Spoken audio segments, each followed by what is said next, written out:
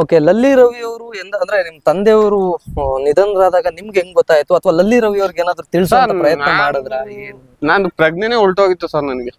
ನನಗೆ ನಮ್ಮ ಅಪ್ಪಾಜಿ ಅದೇ ಹೇಳಿದ್ರೆ ಎಲ್ಲ ಹೊರಟೋಗ್ತೀನಿ. ನನ್ನ ತೊಡೆ ಮೇಲೆ ಮಲ್ಕೊಂಡ್ ಸತ್ತೋಗಿರೋದು ಸರ್.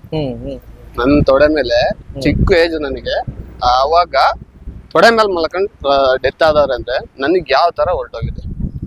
ಸುಮ್ನೆ ಹೇಳಿದ್ದು, ನೀವು ಸಾವಿಂದ ಎತ್ಕೊಂತಿದಂಗೆ ಸ್ವಲ್ಪ ಬೇಜಾರಾಗುತ್ತೆ. ಅಂತ ಟೈಮಲ್ಲಿ ನಾನು ಫುಲ್ ನಾನು ಇರ್ಲಿಲ್ಲ, ಫುಲ್ ಎಲ್ಲ ಮಲ್ಕೊಂಡೇ ಬಿಟ್ಟಿದ್ದೆ. ತಿಂಡಿ ತಿಂದಿರ್ಲಿಲ್ಲ, ಏನಿಲ್ಲ. ಕರೆಕ್ಟ್ ಆಗಿ 7:45 ನಮ್ಮ ಅಪ್ಪಾಜಿ ಡೆತ್ ಆದ್ರು. ನನ್ನ ತೊಡೆ ಮೇಲೆ ಇಟ್ಕೊಂಡ್ರು. ಡಾಕ್ಟರ್ ಬಂದು ಹೇಳಿದ್ರು ಜೋರಾಗಿ ಉಸಿರಾಡ್ಬೇಕು, ಇಲ್ಲಾಂದ್ರೆ ಡೆತ್ ಆಗ್ಬಿಡ್ತಾರೆ ಅಂತ ಇದ್ದಂಗೆ ಇದನ್ನ ಎದಾರ್ ಮಾಡ್ಕೊಂಡ್ಬಿಟ್ರು. ಎದಾರ್ ಮಾಡ್ಕೊಂತಿದಂಗೆ ಅಂತ ಉಸಿರು ಎಳ್ಕೊಂತಿದ್ರು. ತೊಡೆ ಮೇಲೆ ಹಾಕೊಂಡಿದ್ದೆ ನಾನು ಬೆನ್ನೆಲ್ಲ ನುಗ್ಗುತ್ತಿದ್ದೆ. ಬಟ್ ಅದೇ ನಿಮಗೆ ಅಷ್ಟು ಇದು ಇರ್ಲಿಲ್ಲ. ನೀವು ಚಿಕ್ಕ ಹುಡುಗರು, ಈಗಲೇ 26 ವರ್ಷ ಅಂದ್ರೆ ಅವಾಗೇನೆ ಒಂದು 21-22 ವರ್ಷ ಇರ್ಬೇಕಷ್ಟೇನೆ. ಸೊ ಚಿಕ್ಕ ವಯಸ್ಸು. ಮತ್ತೆ ನಿಮ್ ತಂದೆಯವರು ನಿಜವಾಗ್ಲೂ ತೀರ್ಕೊಂಡಿದ್ದಕ್ಕೆ, ದೈವಾಧೀನರಾಗೋದಕ್ಕೆ ಕಾರಣ ಏನು ಅಂತ? ಕಾರಣ ಸ್ವಲ್ಪ ಕೊಲೆಸ್ಟ್ರಾಲ್ ಇತ್ತು ಸರ್ ಅವ್ರಿಗೆ. ಕೊಲೆಸ್ಟ್ರಾಲ್ ಇತ್ತು, ಸ್ವಲ್ಪ ದಪ್ಪ ಇದ್ರು. ಮತ್ತೆ ಕೊಲೆಸ್ಟ್ರಾಲ್ ಸ್ವಲ್ಪ ಹಾರ್ಟ್ ಹತ್ರ ಬಂದ್ಬಿಟ್ಟು ಅವ್ರಿಗೆ ಉಸಿರಾಡಕ್ ತೊಂದರೆ ಆಯ್ತು. ಅವ್ರಿಗೆ ಏನೇನು ಪ್ರಾಬ್ಲಮ್ ಇರ್ಲಿಲ್ಲ. ಒಂದು ಹೇಳ್ದಂಗೆ ಸ್ವಲ್ಪ ಅಷ್ಟೇನೆ, ಯಾವ್ದಾನ ಒಂದ್ ಸ್ವಲ್ಪ ಗ್ಯಾಸ್ಟ್ರಿಕ್ ಆದ್ರೆ ಗ್ಯಾಸ್ಟ್ರಿಕ್ ಮಾತ್ರ ಬಿಟ್ರೆ ಏನು ನುಗ್ತಾನು ಇರ್ಲಿಲ್ಲ. ಅವ್ರ BP ಏನು ಇರ್ಲಿಲ್ಲ, ಸ್ವಲ್ಪ ನಾರ್ಮಲ್ ಆಗೇ ಇತ್ತು ಎಲ್ಲ, ಏನು ಅಂತದೇನು ಇರ್ಲಿಲ್ಲ. ಬಟ್ ಸ್ವಲ್ಪ ಭಯ ಜಾಸ್ತಿ ಪಡ್ಕೊಂಡ್ಬಿಟ್ರು ಹಾಸ್ಪಿಟಲ್ ಅಲ್ಲಿ ಇದ್ದಾಗ. ನನ್ಗೂ ಕೋವಿಡ್ ಟೈಮ್, ಅದು ಕೋವಿಡ್ ಬಂದ್ಬಿಡೈತೆ ಅಂತ ತುಂಬಾ ಹೆದರ್ಬಿಟ್ರು ಪಾಪ. ಅಂದ್ರೆ ಆಡಿಯೋದಲ್ಲೂ ಕೂಡ ಯಾರು ಮುಸ್ಲಿಮ್ಸ್ ಅದು ಇದು ಅಂತ ಅನ್ಬಿಟ್ರು, ನಿಮ್ಮ ಏನೇನೋ ಮಾತಾಡ್ಬಿಟ್ಟಿದ್ದಾರೆ, ಬಂದ್ಬಿಟ್ಟು ಕಾಯಿಲೆ ತರಿಸ್ಬಿಡ್ತೀರಾ ನೀವು ಹಂಗೆ ಹಿಂಗೆ ಅಂತೆಲ್ಲ ಮಾತಾಡಿರುವಂತ. ಕರೋನಾದಿಂದ ಅದು ಸರ್, ಅದು ಡಾಕ್ಟರ್ ಹೇಳ್ತಾರದು ಇತ್ತು ಅಂತಾನು ಹೇಳ್ತಾ ಇದಾರೆ. ಬಟ್ ಅದು ಚೆಕ್ ಮಾಡಿಸಿರ್ಲಿಲ್ಲ ಸರ್ ನಾವು. ಏನಾಯ್ತು ಅಂದ್ರೆ ನಾವ್ ಇಲ್ಲಿಂದ ನೈಟ್ ಕರ್ಕೊಂಡು ಹೋದ್ವು. ಅಲ್ಲಿ ಕೋವಿಡ್ ದಿವಸ ಇದ್ದಾಗಲಿಂದ ನಮ್ಗೆ ಬೆಡ್ಡೇ ಸಿಗ್ತಿರ್ಲಿಲ್ಲ. ನಮ್ಗೆ ಸ್ವಲ್ಪ ಇದು ಮೆಡಿಕಲ್ ಅಲ್ಲಿ ಸ್ವಲ್ಪ ಪರಿಚಯ ಇರೋದಕ್ಕೆ ಒಂದ್ ಇದಾಯ್ತು. ಬೆಡ್ ಹಾಕ್ತಿದಂಗೆ ನಾವು ತಗೊಂಡೋಗಿ ಹಾಕಿವು. ಬೆಳಗ್ಗೆ ಹೊತ್ತು ಬಂದ್ಬಿಟ್ಟು ಎಲ್ಲ ಚೆಕ್ಅಪ್ ಮಾಡ್ತಾ ಹಾಕ್ಬಿಡ್ತೀವಿ ಅಂತ ವೆಂಟಿಲೇಟರ್ ಹಾಕಿದ್ರು. ಅಂದ್ರೆ ಅವಾಗೆಲ್ಲ ಆಕ್ಸಿಜನ್ ಎಲ್ಲ ಹಾಕ್ಸಿದ್ರಲ್ಲ, ಅದ್ ಹಾಕ್ಬಿಟ್ಟು ಬೆಳಗ್ಗೆ ಏನ್ ಮಾಡೋಣ ಪ್ರೊಸೀಜರ್ ಅಂತ ನಿಂತಿದ್ವು. ಅಷ್ಟೊತ್ತಿಗೆ ಇವರು ತೀರಾ ಎದ್ರಕೊಂಡು ಏನಾದ್ರು ನಮ್ ಜೊತೆಗೆ ಯಾರು ಬರಲ್ಲ, ಮಾತಾಡ್ಸಕ್ ಯಾರು ಇಲ್ಲ. ಕೋವಿಡ್ ಅಂದ್ರೆ ಹೋಗ್ತಾರೆ, ಒಂದ ಈ 27 days ಆತರ ಮಾಡ್ಬಿಡ್ತಾರೆ. ನನ್ ಜೊತೆಗೆ ಯಾರು ಬರಲ್ಲ, ನನ್ ಮಕ್ಳೇ ನನ್ ಪಕ್ಕಕ್ಕೆ ಬರಲ್ಲ ಅಂತ ತುಂಬಾ ಎದ್ರಬಿಟ್ರು. ಹಂಗಾಗಿ ಅವರಿಗೆ ಕೊಲೆಸ್ಟ್ರಾಲ್ ಬೇರೆ ಇತ್ತಲ್ಲ, ಹಂಗಾಗಿ ಸ್ವಲ್ಪ ಹಿಡಿತಾ.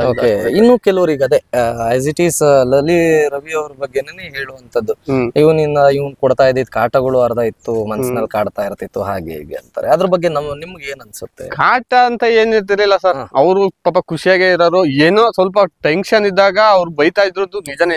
ಯಾಕೆ ಮಾಡೋದ್ಲ ಹೇಳು ಅಂತ ನಮ್ಮ ಅಪ್ಪಾಜಿ ಎಲ್ಲ ಮಾತಾಡಿರೋದು ಕೇಳಿ ಹಂಗ್ ಬೈತಾ ಇದ್ರು.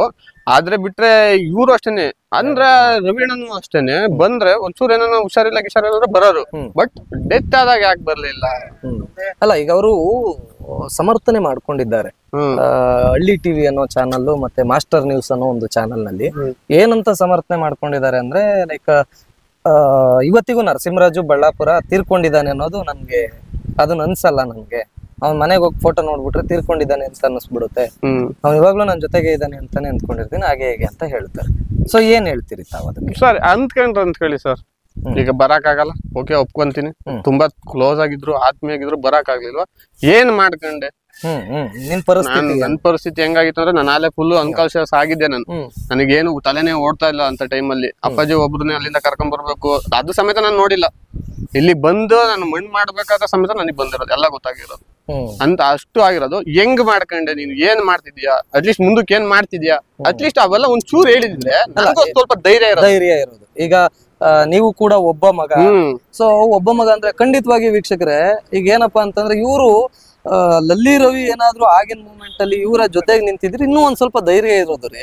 ನಮ್ಮ ಅಪ್ಪನ ಸ್ನೇಹಿತ ಬಂದ್ರಪ್ಪ, ಲಲ್ಲಿ ರವಿ ಅವ್ರ ಜೊತೆಗಿದಾರಪ್ಪ, ಏನೋ ಒಂದು ಆಗ್ತಾ ಇದೆ ಅನ್ನೋ ಒಂದು ಧೈರ್ಯದಲ್ಲಿ ಇರ್ತಾ ಇದ್ರು. ಅವತ್ತಿಗೆ ಯಾರೂ ಇಲ್ಲ, ಏನೂ ಇಲ್ಲ. ಏನ್ ಅನ್ಸಿರ್ಬಹುದು ತಮ್ಗೆ? ತಾವು ಯೋಚನೆ ಮಾಡಿದಾಗ ಗೊತ್ತಾಗತ್ತೆ. ಮತ್ತೆ ಇನ್ನೊಂದು ಅಲಿಗೇಷನ್ ಮಾಡಿದ್ದಾರೆ ತಮ್ಮ ಮೇಲೆ, ಅಂದ್ರೆ ನೀನೇ ಕರೆಸ್ಕೊಂಡಿದ್ಯಾ ನಮ್ಮನ್ನ ಅಂತ. ಅದನ್ನೊಂದ್ ಸ್ವಲ್ಪ ಅಂದ್ರೆ ಜನಗಳೆಲ್ಲ ಏನಂತ, ಕೆಲವರು ಇವನಿಗೆ ದುಡ್ಡಿನ ಆಸೆಗೋಸ್ಕರ ಈಗ ಮಗ ಅಥವಾ ನನ್ನನ್ನೇ ಆಗ್ಲಿ, ಇವ್ರಿಬ್ರು ದುಡ್ಡಿನ ಆಸೆಗೋಸ್ಕರ ಈ ತರ ಮಾಡ್ತಾ ಇದ್ದಾರೆ ಅನ್ನೋದು. ಸೊ ತಮ್ಗೆ ಏನ್ ಅನ್ಸುತ್ತೆ? ತಾವು ಕೂಡ ಅದನ್ನ ನಮ್ಮ ವೀಕ್ಷಕರಿಗೂ ಕೂಡ ಹೇಳಿದ್ರೆ ಅನುಕೂಲ ಆಗುತ್ತೆ. ದುಡ್ಡಿಗೋಸ್ಕರ ಮಾಡಂಗಿದ್ರೆ ಸರ್, ನಂದೇ ಒಂದು ಯೂಟ್ಯೂಬ್ ಮಾಡೇವೆ ಅಲ್ವಾ? ನಾನ್ ಹೇಳ್ತಾ ಇರೋದು ನಿಮ್ಗೆ ಅರ್ಥ ಮಾಡ್ಕೊಳ್ಳಿ. ನಾನು ಯೂಟ್ಯೂಬ್ ಮಾಡ್ಬಿಟ್ಟು ಒಂದು ವಿಡಿಯೋ ಮಾಡ್ಬಿಟ್ಟು ಬಿಟ್ರೆ ಎಷ್ಟು ಜನ ಹಾಕಲ್ಲ ಸರ್. ಯೂಟ್ಯೂಬ್ ಇಂದ ದುಡ್ಡು ಬರುತ್ತೆ, ಯೂಸು ಆಗುತ್ತೆ, ದುಡ್ಡು ಸಮೇತ ಅಭಿಮಾನಿಗಳು ಹಾಕಿ ಹಾಕ್ತಾರೆ. ಇಲ್ಲ ಅಂದ್ರೆ ಬರ್ತೀವಿ ನಾವು ಬಂದ್ಬಿಟ್ಟು ಹಿಂಗ್ ಮಾಡ್ತೀವಿ ಅಂತ ಎಷ್ಟು ಜನ ಹೇಳ್ತಾರೆ ಸರ್.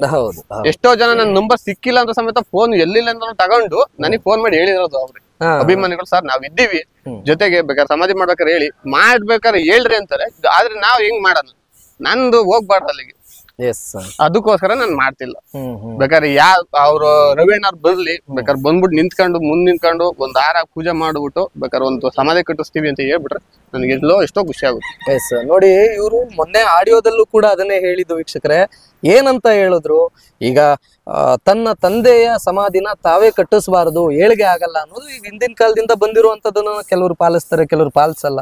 ಅದು ಅವರವರ ಮನಸ್ಥಿತಿ ಅಥವಾ ಅವರವರ ಕುಟುಂಬದ ಅಭಿಪ್ರಾಯಗಳಿಗೆ ಬಿಟ್ಟಂತ ವಿಚಾರ. ಆದ್ರೆ ಇವ್ರು ಕಟ್ಸಲ್ಲ ಅನ್ನೋದು ಇವ್ರದ್ದು. ಅಂದ್ರೆ ದುಡ್ಡಿಲ್ಲ ಅನ್ನೋದಲ್ಲ, ನನಗ್ ದುಡ್ಡಿಲ್ಲ ನಮ್ಮ ತಂದೆ ಸಮಾಧಿ ಕಟ್ಸಕ್ಕೆ ಅಂತ ಈ ವ್ಯಕ್ತಿ ಹೇಳಿಲ್ಲ. ಓಕೆನಾ?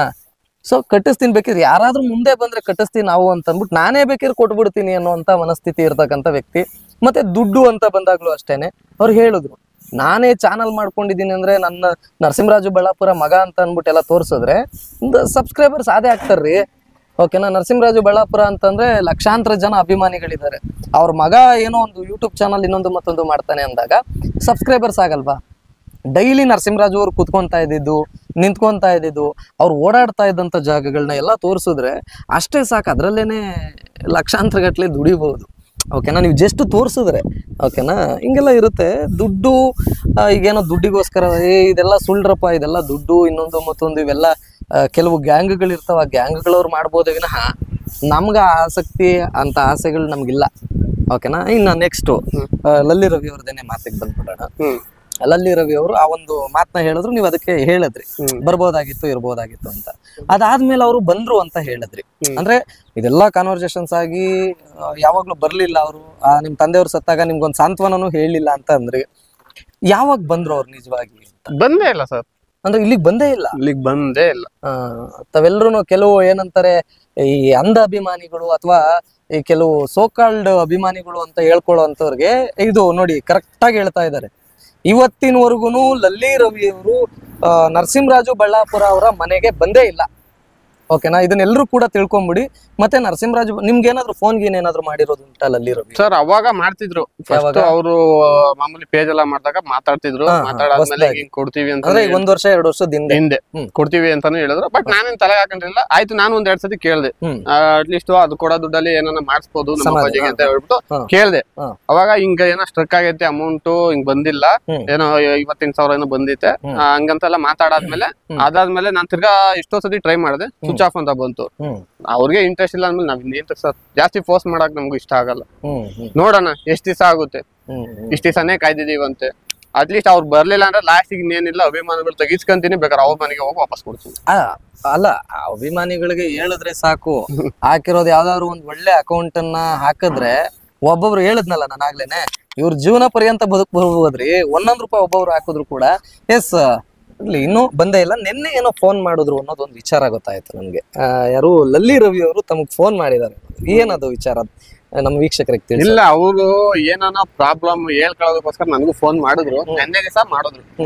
ಮಾಡಾದ್ಮೇಲೆ ಹಿಂಗೈತೆ, ನಾವು ಚೆನ್ನಾಗೇ ಇದ್ದೀವಿ, ತಲೆ ಕೆಡ್ಸೋಣ ಕೂಡ, ನಂದು ಏನೇನೋ ಪ್ರಾಬ್ಲಮ್ ಆಗಿದೆ, ಒಂದು ಪರ್ಸನಲ್ ಇಶ್ಯೂಸ್ ಆಗಿದೆ ಅಂತ ಹೇಳಿದ್ರು. ನಾನು ಅದನ್ನ ಹೇಳ್ದೆ, ಆಯ್ತು ನೀನು ಇವಾಗೆಲ್ಲ ಹಿಂಗ ಹೇಳ್ತಾಳ ಬದಲು ಮುಂಚೆಗೆ ಫೋನ್ ಮಾಡಿ ಯಾಕೆ ಹೇಳಲಿಲ್ಲ?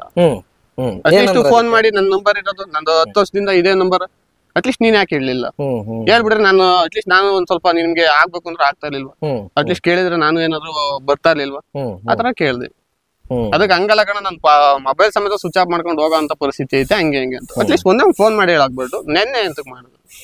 ನಿನ್ನೆ ಯಾವ ಉದ್ದೇಶಕ್ಕೋಸ್ಕರ? ಮತ್ತೆ ಇನ್ನೇನೇನಾದ್ರು ಹೇಳಿದ್ರೆ? ಅಷ್ಟೇ ಸರ್, ಅಷ್ಟೇ, ಇನ್ನೇನ್ ಹೇಳಿಲ್ಲ. ಅವ್ರಿಗೆ ಹೇಳ್ಬಿಟ್ರಿ ಬೇಕಾರೆ ನೀವು ಚೆನ್ನಾಗೇ ಇದ್ದೀವಿ, ಏನ್ ಬೇಕಾದ್ರೆ ನೀನ್ ಏನ್ ಹೇಳ್ತಾ ಅದನ್ನ ಮಾಡಿಸ್ತೀನಿ, ಬೇಕಾರೆ ಒಂಚೂರು ದುಡ್ಡು ಪಾಸ್ ಬಂದಾದ್ಮೇಲೆ ಅಂತ ಹೇಳ್ತು. ತಾವೆಲ್ಲರೂ ನೋಡ್ಬೋದು, 2 ವರ್ಷ ಈಗ ನರಸಿಂಹರಾಜು ಬಳ್ಳಾಪುರ ಅವರು ತೀರ್ಕೊಂಡಾಲೆ 4 ವರ್ಷ ಆಗ್ತಾ ಬಂತ್ರಿ. ಮೇ ಅಂತ ಬಂತು ಅಂತಂದ್ರೆ 4 ವರ್ಷ ಆಯ್ತು. ಸೊ 4 ವರ್ಷ ಆದ್ರೂ ಕೂಡ ನರಸಿಂಹರಾಜು ಬಳ್ಳಾಪುರ ಅವ್ರ ಮಗ ಹೇಗಿದ್ದಾನೆ, ಚೆನ್ನಾಗಿದ್ದಾನ, ಚೆನ್ನಾಗಿಲ್ವಾ, ಅವನ್ ಪರಿಸ್ಥಿತಿ ಏನು? ಓಕೆ, ಮನೆ ಕಟ್ಸಿದಾರೆ ಅಂತಂದ್ರೆ ಎಲ್ರು ಶ್ರೀಮಂತರಲ್ರಪ್ಪ. ಓಕೆನಾ? ಸಾಲ ಸೂಲ ಮಾಡಾದ್ರೂ ಕಟ್ಸಿರ್ಬೋದು ಅಲ್ವಾ? ಸೊ ಮನೆ ಕಟ್ಸಿದ್ದಾರೆ ಅಂದಿದ ತಕ್ಷಣ ಎಲ್ರು ಶ್ರೀಮಂತರು ಅಂತಲ್ಲ, ಅವರ ಪರಿಸ್ಥಿತಿ ಹೆಂಗಿದೆ, ಏನಪ್ಪಾ ನಿಮ್ಮ ತಂದೆಯವ್ರದ್ದು ಏನಾದ್ರು ಇವತ್ತಿಗೂ ಅಭಿಮಾನಿಗಳು ಏನಾದ್ರು ಬರ್ತಾರ ಮನೆಗೆ, ಏನು ಎತ್ತ, ಅಥವಾ ನಿನ್ನ ಪರಿಸ್ಥಿತಿ ಹೆಂಗಿದೆ, ನಿಮ್ ತಾಯಿ ಚೆನ್ನಾಗಿದಾರ, ಅಟ್ಲೀಸ್ಟ್ ಒಂದು ಕ್ಷೇಮಾಭಿವೃದ್ಧಿ ವಿಚಾರಿಸೋದಕ್ಕೂ ಕೂಡ ಕಾಲ್ ಮಾಡಿಲ್ಲ. ಓಕೆನಾ, ನರಸಿಂಹರಾಜು ಬಳ್ಳಾಪುರ ಅವ್ರು ಸತ್ತ ಆದ್ಮೇಲಿಂದಾನ. ಅದಾದ್ಮೇಲೆ ಈ ಪೇಜ್ ಏನ್ ಮಾಡ್ಕೊಂತಾರೆ, ಆಗ ಒಂದು ಮಾತನ್ನ ಆಡುವಂತವ್ರು ಒಂದೇ ಸರಿನ ಕಾಲ್ ಮಾಡಿದವರು. ಒಂದ್ 4-5 ಸತಿ ಫೋನ್ ಮಾಡಿದ್ರು, ನಾನೇ ಮಾಡಿದ್ದೆ. ಏನಣ್ಣ ಹೆಂಗಣ ಅಂತ ಕೇಳಿದಕ್ಕೆ ಅವ್ರು ಹೇಳಿದ್ರು, ಹಿಂಗ್ ಮಾಡಿದೀನಿ, ಅದ್ರಾಗ ಏನಾನ ದುಡ್ಡು ಬಂತು ಅಂದ್ರೆ ಬೇಕಾದ್ರೆ ನಿನ್ಗೂ ಅರ್ಧ ಕೊಡ್ತೀನಿ, ಇಬ್ರು ಬೇಕಾದ್ರೆ ಅದೇನ್ ಪಾಸ್ವರ್ಡ್ ಎಲ್ಲ ಮಾಡೋಣ ಅಂತ ಏನಾನ ಮಾತಾಡಿದ್ರು. ನಾನ್ ನಿನ್ನೆ ನಂಬಿದ್ದೆ, ಆಯ್ತು ಬಿಡೋಣ, ನೀನೇ ಬೇರೆನಲ್ಲ ಅಂತ ನಾನ್ ನೋಡಿದ್ರಲ್ಲ ನೀವೇ ಎಷ್ಟು ನಂಬಿಡ್ತೀನಿ. ನಂಬಿಟ್ಟು ಆದ್ಮೇಲೆ ಸುಮ್ನೆ ಆಗಿದ್ದಾದ್ಮೇಲೆ ಯಾವಾಗ ಸ್ವಿಚ್ ಆಫ್ ಅಂತ ಬಂತು, ಅಟ್ಲೀಸ್ಟ್ ನನಗೆ ಅಟ್ಲೀಸ್ಟ್ ಒಂದು ಫೋನ್ ನಂಬರ್ ಕೊಡ್ಲಿಲ್ವೋ, ನಮಗೂ ಬೇಜಾರಾಯ್ತು. ಸುಮ್ನ ಅದು ನಾವಿನ್ನೇನು ಅದರಿಂದ ಏನು ಊಟ ಮಾಡ್ಬೇಕು ಅನ್ನೋದು ಏನಿಲ್ಲ, ದಾರಿ ತೋರ್ಸ್ಕೊಟ್ಟಿದ್ದಾರೆ ನಮ್ಮ ಅಪ್ಪಾಜಿ, ಹಂಗಾಗಿ ಸುಮ್ನಾಗೋದು. ಎಸ್, ಇನ್ನು ನಿಮ್ ತಂದೆ ಬಡ್ಡಿ ದುಡ್ಡನ್ನ ಕೊಡ್ತಾ ಇದ್ರು ಅಂತ ಅನ್ನೋದೊಂದು ಅಲಿಗೇಷನ್ಸ್ ಇದೆ. ಅಂದ್ರೆ ಜನಗಳೇ ಅವ್ನ್ ಮಾತಾಡೋದು, ಕೆಲವರು ಬಡ್ಡಿ ದುಡ್ಡು ಕೊಟ್ಕೊಂಡು ಬಡ್ಡಿ ದುಡ್ಡಿನಲ್ಲಿ ಬದುಕ್ತಾ ಇದೀನಿ ನನ್ ಮಗ, ಹಾಗೆ ಹೀಗೆ ಅಂತೆಲ್ಲ ಬರುತ್ತೆ ಕೆಲವುದೆಲ್ಲ. ಅದಕ್ಕೆ ಏನ್ ಹೇಳ್ತೀರಿ? ಸರ್ ಕೊಟ್ಟಿದ್ರು, ಬಟ್ ನಮ್ಮ ಅಪ್ಪ ಏನ್ 5 ಇಂಟ್ರೆಸ್ಟ್ ಏನ್ ಕೊಡ್ತಿರ್ಲಿಲ್ಲ, 2% 3% ಕೊಡೋರು. ಅದು ಏಂತಕ್ಕೆ ಅಂದ್ರೆ ಮದ್ವೆಗೆ ಏನಾನ ಜಾತ್ರೆ ಹಬ್ಬ ದಿನ ಬಂತು ಅಂದ್ರೆ ಪಾಪ ಇರಲ್ವಲ್ಲ, ಕೊಡೋರು. ಕೊಟ್ಟಾದ್ಮೇಲೆ ಏನಪ್ಪ